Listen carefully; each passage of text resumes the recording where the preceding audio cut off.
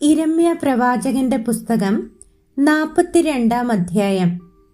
അനന്തരം എല്ലാ പടത്തലവന്മാരും കാരേഹിന്റെ മകനായ യോഹാനാനും ഹോശയ്യാവിന്റെ മകനായ യസന്യാവും ആബാലവൃദ്ധം സർവ്വജനവും അടുത്തുവന്ന് ഇരമ്യ പ്രവാചകനോട്, നിന്റെ ദൈവമായ യഹോവ ഞങ്ങൾ നടക്കേണ്ടുന്ന വഴിയും ഞങ്ങൾ ചെയ്യേണ്ടുന്ന കാര്യവും ഞങ്ങൾക്ക് അറിയിച്ചു തരേണ്ടതിന് ശേഷിച്ചിരിക്കുന്ന ഈ സകല ജനവുമായ ഞങ്ങൾക്ക് വേണ്ടി നിന്റെ ദൈവമായ യഹോവയോട് പ്രാർത്ഥിക്കണം എന്നുള്ള ഞങ്ങളുടെ അപേക്ഷ അംഗീകരിക്കണമേ.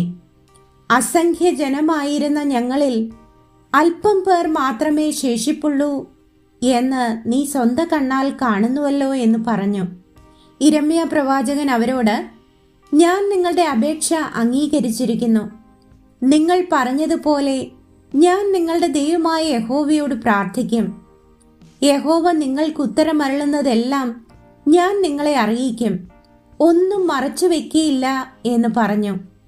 അവർ ഇരമ്യാവോട്, നീ മുഖാന്തരം നിന്റെ ദൈവമായ യഹോവ ഞങ്ങളോട് അരുളി ചെയ്യുന്നത് പോലെയൊക്കെയും ഞങ്ങൾ ചെയ്യാതെ ഇരുന്നാൽ യഹോവ നമ്മുടെ മധ്യേ സത്യവും വിശ്വസ്തതയുമുള്ള സാക്ഷിയായിരിക്കട്ടെ. ഞങ്ങൾ നിന്നെ പറഞ്ഞയക്കുന്ന ഞങ്ങളുടെ ദൈവമായ യഹോവയുടെ വാക്ക് കേട്ടനുസരിച്ചിട്ട് ഞങ്ങൾക്ക് ഗുണം വരേണ്ടതിന് നമ്മുടെ ദൈവമായ യഹോവയുടെ വാക്ക് ഗുണമായാലും ദോഷമായാലും ഞങ്ങൾ കേട്ടനുസരിക്കും എന്ന് പറഞ്ഞു. 10 ദിവസം കഴിഞ്ഞ ശേഷം ഇരമ്യാവിന് യഹോവയുടെ അരുളപ്പാടുണ്ടായി.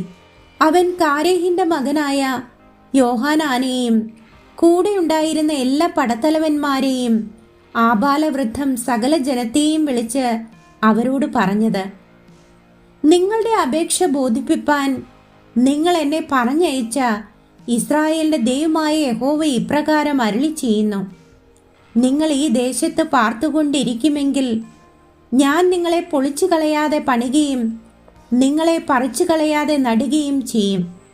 നിങ്ങൾക്ക് വരുത്തിയ അനർത്ഥത്തെക്കുറിച്ച് ഞാൻ അനുതപിക്കുന്നു.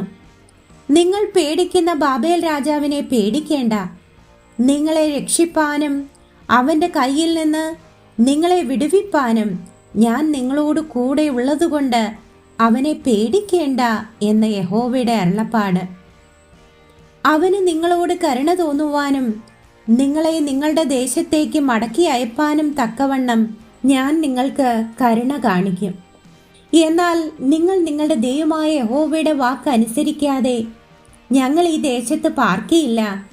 യുദ്ധം കാണുവാനില്ലാത്തതും കാഹളനാദം കേൾപ്പാനില്ലാത്തതും ആഹാരത്തിന് മുട്ടില്ലാത്തതുമായ മിസ്രയീം ദേശത്ത് ചെന്ന് പാർക്കും എന്ന് പറയുന്നു എങ്കിൽ, യഹൂദായിൽ ശേഷിപ്പുള്ളവരെ ഇപ്പോൾ യഹോവയുടെ വചനം കേൾപ്പിൻ. ഇസ്രായേലിന്റെ ദൈവമായ സൈന്യങ്ങളുടെ യഹോവ ഇപ്രകാരം അരുളി ചെയ്യുന്നു, നിങ്ങൾ മിസ്രയീമിലേക്ക് പോകുവാൻ മുഖം തിരിച്ച് അവിടെ ചെന്ന് പാർക്കേണ്ടതിന് ഭാവിക്കുന്നു എങ്കിൽ, നിങ്ങൾ പേടിക്കുന്ന വാൾ അവിടെ മിസ്രയീം ദേശത്ത് വെച്ച് നിങ്ങളെ പിടിക്കും.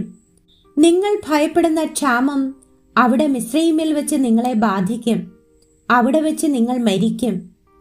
മിസ്രയീമിൽ ചെന്ന് പാർക്കേണ്ടതിന് അവിടെ പോകുവാൻ മുഖം തിരിച്ചിരിക്കുന്ന ഏവരും വാൾ കൊണ്ടും ക്ഷാമം കൊണ്ടും മഹാമാരി കൊണ്ടും മരിക്കും. ഞാൻ അവർക്ക് വരുത്തുന്ന അനർത്ഥത്തിൽ അകപ്പെടാതെ അവരിൽ ആരും ശേഷിക്കുകയോ ഒഴിഞ്ഞു പോകുകയോ ചെയ്യുകയില്ല. ഇസ്രായേലിന്റെ ദൈവമായ സൈന്യങ്ങളുടെ യഹോവ ഇപ്രകാരം അരുളി ചെയ്യുന്നു, എന്റെ കോപവും എന്റെ ക്രോധവും യെരൂശലേം നിവാസികളുടെ മേൽ പകർന്നിരിക്കുന്നത് പോലെ തന്നെ നിങ്ങൾ മിസ്രയീമിൽ ചെല്ലുമ്പോൾ എന്റെ ക്രോധം നിങ്ങളുടെ മേലും പകരും. നിങ്ങൾ പ്രാക്കിനും സ്തംഭനത്തിനും ശാപത്തിനും നിന്ദയ്ക്കും വിഷയമായി തീരും. ഈ സ്ഥലം നിങ്ങൾ ഇനി കാണുകയുമില്ല. യഹൂദായിൽ ശേഷിപ്പുള്ളവരെ, നിങ്ങൾ മിസ്രയീമിൽ പോകരുത് എന്ന് യഹോവ കൽപ്പിക്കുന്നു. ഞാനത് ഇന്ന് നിങ്ങളോട് സാക്ഷീകരിച്ചിരിക്കുന്നു എന്ന് നിങ്ങൾ അറിഞ്ഞുകൊള്ളുവിൻ. നീ ഞങ്ങളുടെ ദൈവമായ യഹോവയോട് ഞങ്ങൾക്ക് വേണ്ടി പ്രാർത്ഥിക്കണം. ഞങ്ങളുടെ ദൈവമായ യഹോവ കൽപ്പിക്കുന്നതൊക്കെയും നീ ഞങ്ങളോട് അറിയിക്കണം, ഞങ്ങൾ അതുപോലെ ചെയ്യും എന്ന് പറഞ്ഞ് നിങ്ങൾ എന്നെ നിങ്ങളുടെ ദൈവമായ യഹോവയുടെ അടുക്കൽ അയച്ചു. ഞാൻ ഇന്ന് അത് നിങ്ങളോട് അറിയിക്കുകയും ചെയ്തു. നിങ്ങളോ നിങ്ങളുടെ ദൈവമായ യഹോവയുടെ വാക്ക് ഞാൻ മുഖാന്തരം അവൻ നിങ്ങളോട് അറിയിച്ച കാര്യമൊന്നും അനുസരിച്ചിട്ടില്ല. ഇതിൽ നിങ്ങൾ നിങ്ങളെ തന്നെ ചതിച്ചിരിക്കുന്നു.